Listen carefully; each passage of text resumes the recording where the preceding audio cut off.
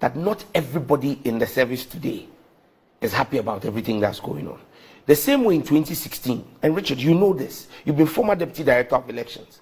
In 2016, you got intelligence from within the system, even though you were outside of the system. You cannot sit here and pretend that you don't know that every time there are people who may not necessarily be happy with the existing system and what is going on, but because of the structure of the security services, have to comply with orders. And so people speak. Like I said, it is not the chief of defense staff or chief of army staff. It is not anybody in the flag staff. Lie. Listen, and that's why I'm saying that. That's why we have said, and we are asking for the security services. Brigadier General Agrafin, Director of Communications. Have you reached out to him? Why should I reach out to him? I've reached out to him here. On this he platform. must speak. Look, Richard, there is no bigger platform than here. When he had to do with my constituency, what did I say? I have gone to report to my district commander. I have lodged the formal complaint with my district commander, with my constituency. This is a national issue.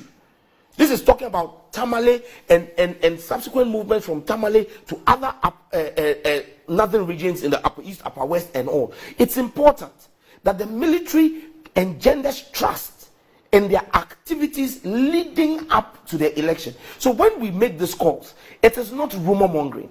It is to engender confidence in the process. Listen, when the NDC came out and said that biometric machines were stolen or missing at the EC, at first there was a denial. Eventually the EC came out and said, okay, yes, we are investigating it. It tried to add to it. When recently the ballot paper, one got stolen, the special voting ballots, one got stolen in the eastern region. As soon as we mentioned, the EC came out and said, yes. No, you didn't mention the EC discovered it themselves through national security. That intel did not come from the NDC. But the point I'm making, when they saw it and they spoke about it, what do you believe it has done? Is it not engendering trust in the activity? Yes, that's true. That's all we're asking. So it's important. So don't try to create a shield. No, of the things you are putting out there. That's difficulty. The more reason why we can't push it. Suggesting that there were weapons and ballot papers. Exactly the point. Do you have proof of these yes, materials? Yes, and that's why we are saying that. But they were in bags. But the bags were not. The bags did not walk themselves. Human beings carried the bags. Human beings transported the bags. Human beings were the ones who loaded them onto the Casa flight. Human beings were the ones who offloaded them. They were printed in Nigeria. Oh, I didn't say they were printed in Nigeria. But I said you came from Nigeria. No. I said that I gave you the trajectory of the flight, movement of the flight on the 1st of December. It went to Abuja to pick sportsmen, brought them to Accra. Then from Accra, it loaded the consignment, which is believed or alleged to be weapons, from Accra, and flew at 1 p.m. on the dot. Take off from Accra 1 p.m. on the dot and landed in Tamale. Again, it was picked up. If you want me to give you the name of the officer who led the team with the ambulance to pick it up. Look, we have all of this. So, Richard, Randy, all we are saying is we are going into an election where the stakes have never been higher. So Sam. And that's why we need our security services to be above board. Yes, Randy. I'm sure that your party, yes, at this stage, you are,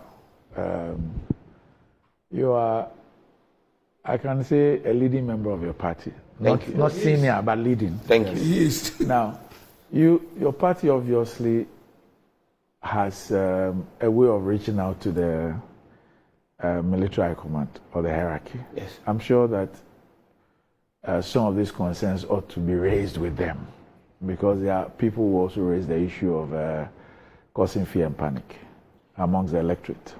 Yes. And that maybe a much more appropriate way would be to raise these concerns with them. And if there are any explanations they give you, unless there's a reason why you think that making public disclosures first are... I agree perfectly with you that the NDC has its channels with the security apparatus. But Randy, the NDC owes a responsibility to the Ghanaian people. This information has been shared with the security team of the NDC, those who do that interfacing. But Randy, you may not understand the magnitude of this platform, but I know you do. You have single-handedly built the biggest platform on morning TV. In fact, I dare say on TV in Ghana. Randy, in Kewome, then about 6 minutes. But if we had just done this with a letter, you may get a response on the 10th of December. NDC. And so, Randy, there's motive for everything. All we are saying. And you see, Randy, let me just use this opportunity. If I may ask this small question. I was going to say from something, the airport at Tamale. Yes. Where did those materials go to? You want me to give you all those details? You want me to give you all of those details? And the officer, the captain who led the convoy. We have all of those information. But listen, Randy, yesterday we had special voting. All of those ballot boxes have been kept in the armories of the police service. We trust the Ghana Police Service to do a fantastic job. We trust the Ghana Police Service to ensure that all seals in all armories across the country remain intact. But I urge vigilance on the part of my party members. We are supposed to be present every day to ensure running shift, the 24-hour economy. We are running shift at the police armories with the policemen to ensure the integrity of all the ballot boxes. This is a clarion call to our youth wing, the Green Army, to ensure that they run shift at every police armory across the country. Because you see, seals were put on ballot papers and sent to the armory in Eastern region. We woke up in the morning and the seal was off. And the police came and told us that the seal fell off. Randy, you have been deputy director of election, Richard. You see, you are laughing. As the director of communication, but you're laughing. You've done elections before. Oh, yeah. You know the way those seals are. I've actually represented my party in the printing house in the past. And Richard, me and you know, those seals, they don't just fall off like that. Except you want to tell me that the seal was not locked. Well, when you're throwing them about. When you're throwing them, you're laughing. You know, this is... The seals, those seals, even to take them off, even with scissors, at times you have to struggle. So, but those seals fell off. So let us not go. The Green Army, the youth wing, please don't go to bed. Don't assume. That's the bag. See the seal. Don't assume that because it's in the registry or the armory, you are going home to sleep. The vigilance must start from today.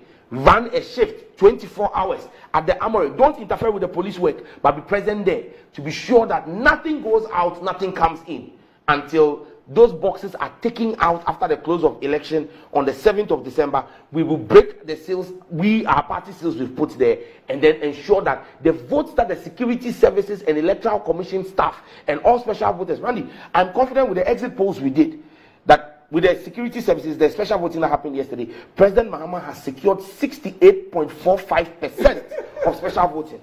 That is like a landslide move. Look at that. A serious exit poll, 68.45%, almost 69% of all the special voting in the special voting. Straight for President Mahama. We must protect it. Nobody must switch it. Nobody must, especially the presidential one. Please, Richard, even if people walk with your head on the floor, election way,